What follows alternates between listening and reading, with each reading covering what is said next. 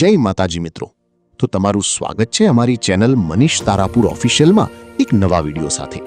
તો જો અમારો આ વિડીયો ગમે તો અમારી ચેનલને સબસ્ક્રાઇબ કરજો, વિડીયોને લાઈક કરજો, શેર કરજો અને જો મજા આવે તો સારી એવી કોમેન્ટ પણ કરી દેજો। તો ચાલો કરીએ આજનો આ વિડીયો।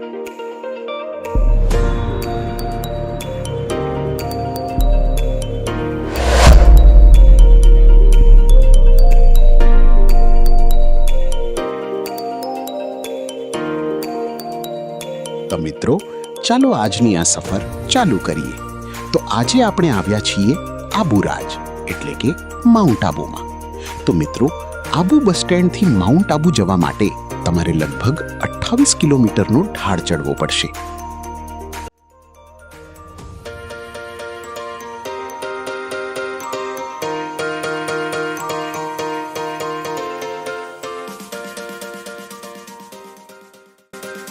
તો મિત્રો ચાલો આપણે જાણીએ આ માઉન્ટ આબુની વાત। તો વાત જાણે એમ છે કે વર્ષો પહેલા આ પર્વતનું નામ અર્બુદાંચલ હતું અને એમ પણ કહેવાય છે કે અહીં મહાદેવનો નંદી ખાઈમાં ફસાયો હતો, ત્યારે અર્બુદાંચલ નામના નાગે નંદીને બચાવ્યો હતો।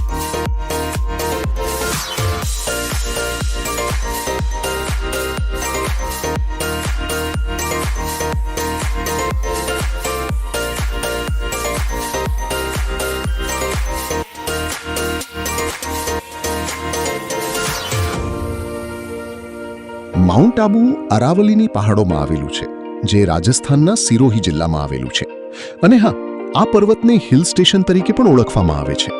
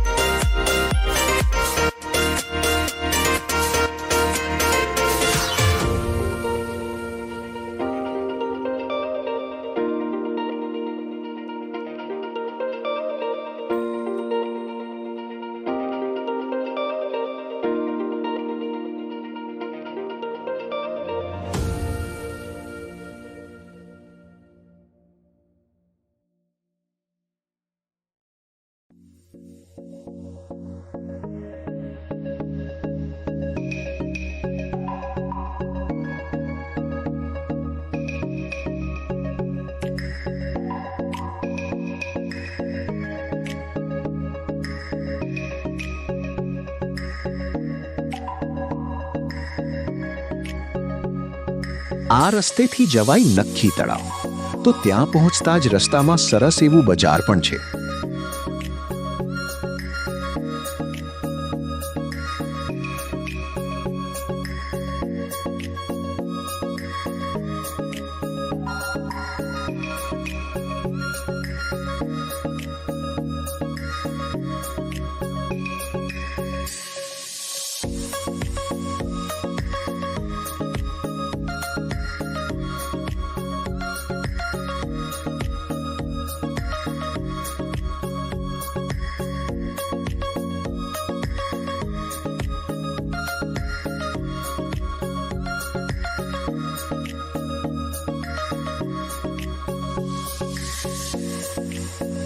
નખ્ખી તળાવ તો લોકવાયકા મુજબ એવું પણ કહેવાય છે કે એક રાજાએ પોતાના નખ વડે એક રાતમાં આ આખું તળાવ ખોદી નાખ્યું હતું। અહીં તમને જોવા મળશે નાવડીઓની અલગ અલગ રાઈડો અને બાજુમાં બેસવા માટે બગીચો પણ છે।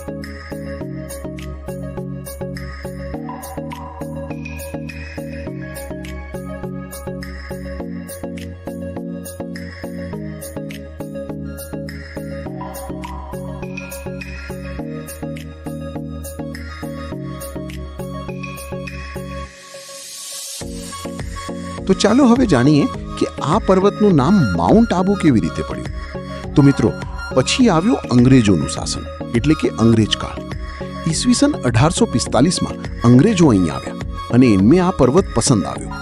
પછી તેઓ સિરોહીના રાજા શિવસિંહ જોડે ગયા અને પછી એમને આ પર્વત લીજ ઉપર રાખ્યો એટલે કે ભાડેથી લીધો, જે અંગ્રેજો એમના પરિવાર સાથે આરામ કરવા જતા. આમ આ પર્વતનું નામ અંગ્રેજોએ માઉન્ટ આબુ રાખ્યું.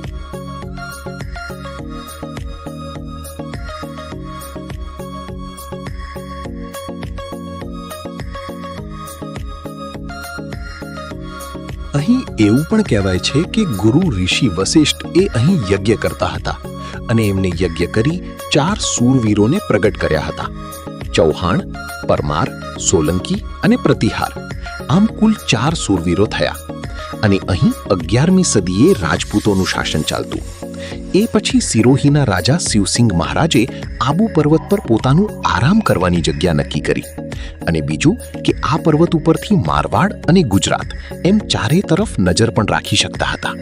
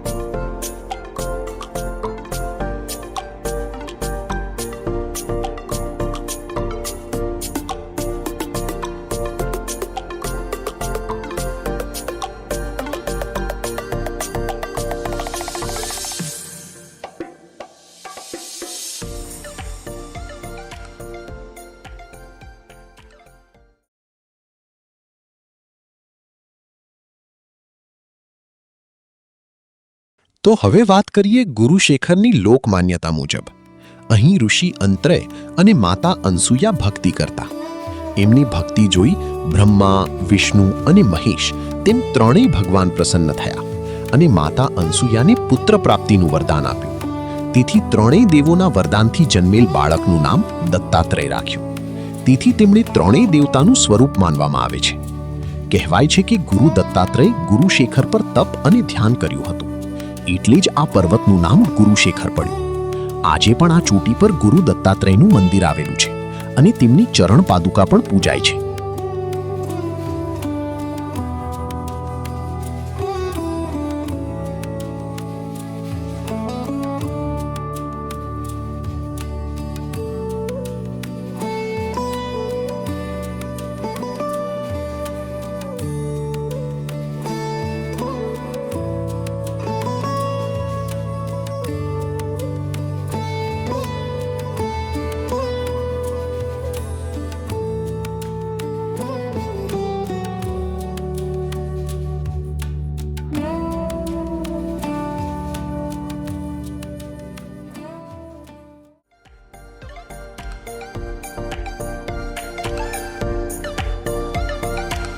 તો ચાલો તમને લઈ જાઉં સોમનાથ મહાદેવ મંદિરે. તો મંદિર ગુરુ શિખરથી નીચે આવતા રસ્તામાં આવેલ છે. આ છે સોમનાથ મહાદેવનું મંદિર. ચાલો મંદિરની અંદર દર્શન કરીએ.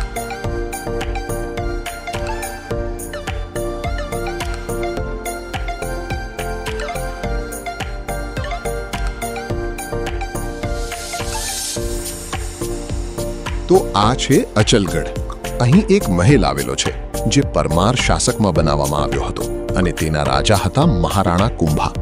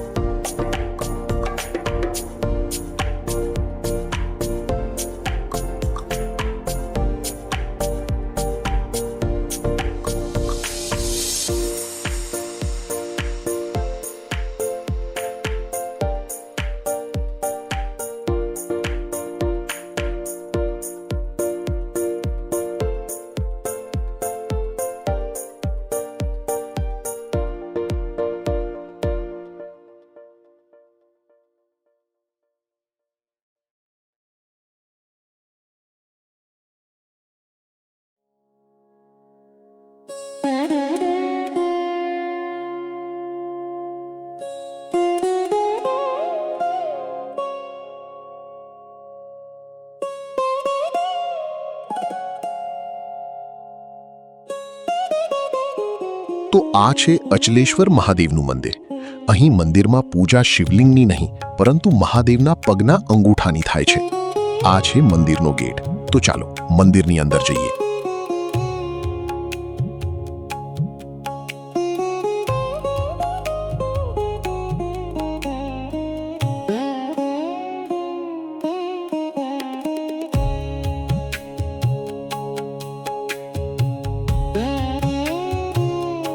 તો મંદિરમાં જતાં જ તમને એક મહાદેવનો નંદી દેખાશે.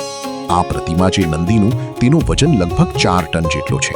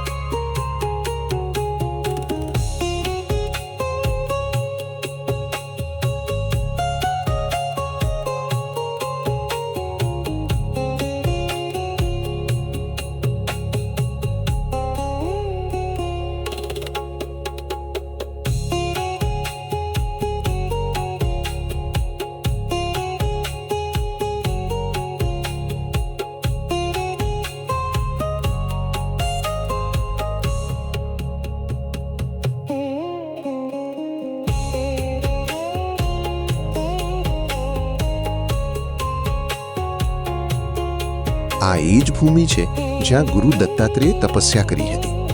અને હા મિત્રો, 2026માં જ રાજસ્થાન સરકારે માઉન્ટ આબુને એનું પાછું નવું નામ આપ્યું, આબુરાજ.